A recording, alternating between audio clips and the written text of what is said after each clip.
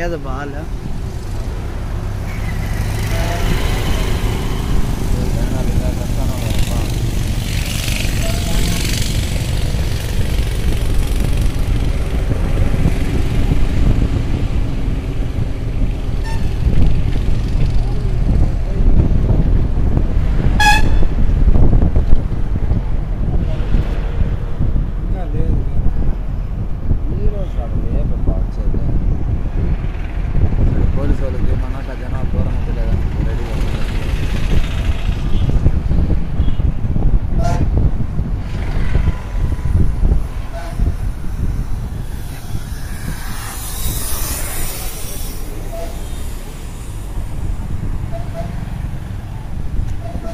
కాదండి కోడ్ లచ్చులు అయిపోయిందబ్బా ఇదినా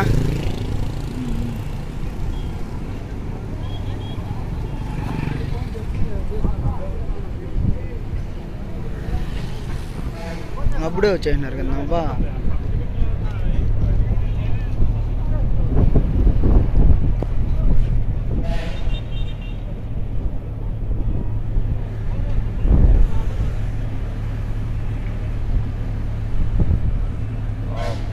ఇంకా ముక్కలు బాగా బ్యానర్లు కట్టినలేదు అయ్యబా మిలిటరీ వాళ్ళు లేకుండా ఉంటారా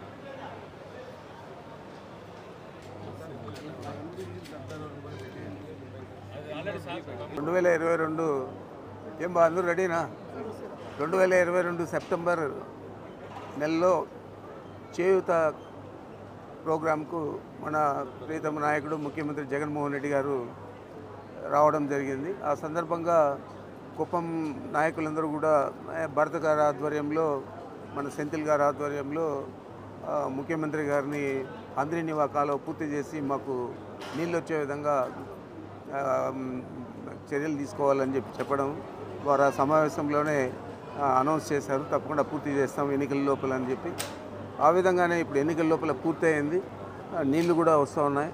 మరి కుప్పం ప్రజలందరికీ కూడా ఇది చాలా అంటే ఒక జీవనాడి మాదిరి ఉంటుంది రాబోయే రోజుల్లో. ఎందుకంటే ఎక్కువ మంది హార్టికల్చర్ క్రాప్స్ మీద డిపెండ్ అయ్యే ప్రాంతం ఇదంతా కూడా. ఇది 6,300 ఎకరాలకు ఇది నీళ్ళు ఇవ్వడం జరుగుతుంది. దాదాపు 54 చెరువులు నింపడం జరుగుతుంది. ఇదే కాకుండా ఇంకా గతంలో రాజశేఖర రెడ్డి గారు నేను అప్పుడు మంత్రిగా ఉండి కుప్పం మీద దృష్టి పెట్టి పనిచేస్తూ ఉన్నప్పుడు పాలారు ప్రాజెక్టును మంజూరు చేయించి దాని టెండర్లు కూడా పిలిపించాము. పని జరిగే తరుణంలో తమిళనాడు గవర్నమెంట్ చేత చంద్రబాబు నాయుడు పట్టుబట్టి ఆ రోజు ఉన్న జయలలిత గారి ఆధ్వర్యంలో ఉన్న ప్రభుత్వం సుప్రీంకోర్టుతో కాకపోవడం, సుప్రీంకోర్టులో కూడా అది చాలా రోజులు వ్యాజ్యం నడవడం, అందువల్ల ఈ పాలారు ప్రాజెక్టును మేము తిరిగి చేపట్టలేకపోయాం. ఈరోజు అది కూడా క్లియర్ అయింది కాబట్టి ఆల్రెడీ జియో కూడా ఇచ్చారు. రేపు రోజు ముఖ్యమంత్రి గారు దానికి ఫౌండేషన్ స్టోన్ కూడా వేస్తారు. త్వరలో అది కూడా చేపడతాము. వీటికి తోడు ఇంకా 2 రిజర్వాయర్లు కూడా సిద్ధంగా ఉన్నాయి. వాటిని కూడా ఎన్నికల తర్వాత మొదలు పెడతాం. ఏ పరిస్థితుల్లో కూడా ఇక్కడ 24 గంటలు తాగునీరు కానీ సాగునీరు కానీ వచ్చే విధంగా చర్యలు తీసుకోవాలనేది మా ప్రభుత్వ యొక్క లక్ష్యం. ఆ లక్ష్యం మీదే పనిచేస్తూ ఉన్నామని చెప్పి మీకు తెలియజేస్తూ ఉన్నాను. మరి మీరు గుర్తుంచుకోవాల్సింది 35 సంవత్సరాలు ఇక్కడ శాసనసభ్యుడిగా ఉన్నాడు. మళ్ళీ ఇప్పుడు 8వ పోటీ చేయబోతూ ఉన్నాడు. ఈ 35 సంవత్సరాలలో 14 సంవత్సరాలు ఆయన ముఖ్యమంత్రిగా ఉన్నాడు. 14 సంవత్సరాలు ముఖ్యమంత్రిగా ఉండి మిగతా అంతా కూడా అతను ప్రతిపక్ష నాయకుడిగా ఉన్నాడు. ఏ హోదాలో కూడా అతను ఈ హంద్రీనివా నీళ్లు కుప్పంకి తీసుకురావాలని ఆలోచన చేయలేదు. పాలార్ ప్రాజెక్ట్ కట్టాలని కూడా ఆలోచన చేయలేదు. ఇరిగేషన్ మీద అతను ఏది కూడా శ్రద్ధ చూపించలేదు. తాగునీటికి కానీ సాగునీటికి కానీ ప్రాధాన్యత ఇవ్వలేదు. కేవలం ఏదో తూతూ మంత్రంగా 4 రోడ్లు అట్లా నల్లగా చేసి నేను డెవలప్ చేశానని చెప్పారు. ఈరోజు చూస్తే కుప్పం అభివృద్ధి 4.5 సంవత్సరంలో మేము ఒక మున్సిపాలిటీని చేశాము. మున్సిపాలిటీకి ఒక పర్మనెంట్ బిల్డింగ్ ప్రోగ్రెస్లో ఉంది. దాదాపు 7 కోట్లతో ప్రోగ్రెస్లో ఉంది. ఒక ఆర్డీఓ అంటే రెవెన్యూ డివిజన్గా చేసాము. ఇక్కడ పోలీసు డివిజన్గా కూడా చేసాము. మరి అధికారులను నియమించేదే కాకుండా ఇక్కడ వారికి పర్మనెంట్ భవనాలన్నీ కూడా ఇవ్వడం జరిగింది. మున్సిపాలిటీ చేసిన తర్వాత భారత్ అభ్యర్థన మేరకు 66 కోట్ల రూపాయలు ఇక్కడ అభివృద్ధి కార్యక్రమాలకు, మున్సిపాలిటీ పరిధిలో అభివృద్ధి కార్యక్రమాలకు ఇవ్వడం జరిగింది. మరి ఈ విధంగా ప్రతిదీ కూడా ముఖ్యమంత్రి గారు ప్రత్యేకంగా కుప్పం మీద శ్రద్ధ తీసుకొని ఏది అడిగినా కూడా కాదనకుండా ఇచ్చిన సంగతి ఈ కుప్పం ప్రజలందరికీ కూడా తెలుసు. జరిగే అభివృద్ధి కార్యక్రమాలు కూడా అందరికీ తెలుసు అని కూడా మీకు మనవి చేస్తూ ఉన్నాను.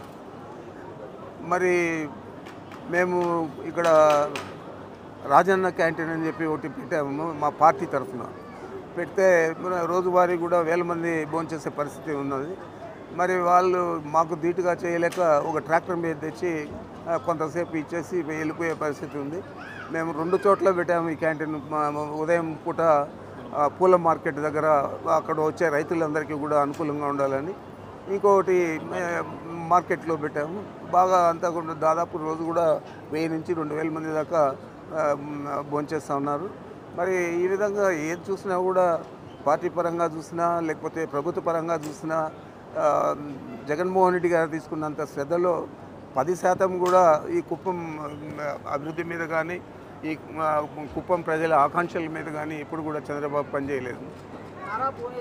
నిజం గెలవాలి కదా, నిజం గెలవాలని మేము కూడా కోరుకుంటూ ఉన్నాం. తప్పనిసరిగా ఎన్నికలు అయితే ఫలితాలు వస్తాయి, నిజం గెలుస్తుంది. నేను దీని గురించి మాట్లాడదలుచుకోలేదు, ఎందుకంటే అది వాళ్ళ ఇంటర్నల్ వ్యవహారం. అయితే ఒకటైతే చెప్పదలుచుకున్నాను, పవన్ కళ్యాణ్ గారికి ఎక్కువ సీట్లు తెచ్చుకొని గెలిచి పదవి పొందాలనే బాధ కంటే నాకు డబ్బులు వస్తే చాలు అనే ఆలోచనతో పనిచేశాడని ఈరోజు రాష్ట్ర ప్రజలందరూ కూడా అంటున్నారు. దాంతో నేను కూడా ఏకీభవిస్తాను. సరే